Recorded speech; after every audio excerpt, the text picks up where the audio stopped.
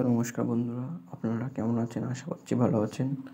আপনারা শুনছেন পেত কথা 2.0। আজকের গল্পের নাম শ্মশানের ডাক। গ্রামটির নাম ছিল চণ্ডীপুর। ছোট, নিরিবিলি, শান্তশিষ্ট একটি গ্রাম। তবে গ্রামের বাইরে একটা পুরনো শ্মশান ছিল, যেটাকে সবাই ভয় পেত।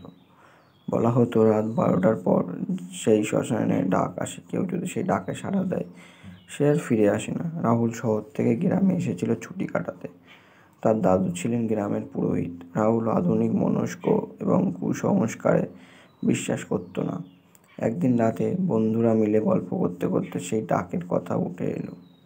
রাহুল হেসে বলল, এসব বাজে কথা, আমি নিজেই কাল রাতে গিয়ে প্রমাণ করে দেবো কিছুই হয় না।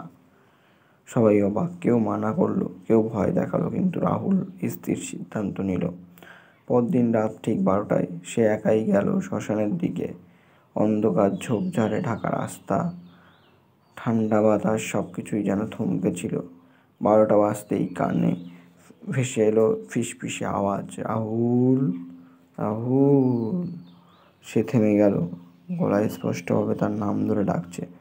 প্রথমে ভাবলো বন্ধুরা কেউ হয়তো মজা করছে, কিন্তু গলা এত অচেনা, এত ঠান্ডা যে শরীর শিউরে উঠল। কে? চিৎকার করলো রাহুল।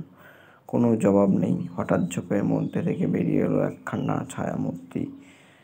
তার মাথা নেই, শুধু কাদা রক্তাক্ত জামা। রাহুল দৌড়াতে চাইল, কিন্তু পা যেন আটকে গেল।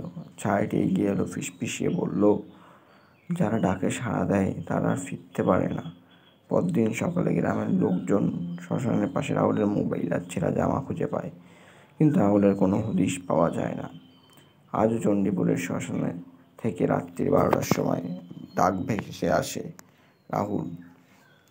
গল্পটি এখানে শেষ। গল্পটা আপনাদের কেমন লাগলো কমেন্ট করে অবশ্যই জানাবেন। গল্পটি যদি ভালো লাগে একটি করে লাইক, কমেন্ট ও শেয়ার করে দেবেন। ধন্যবাদ।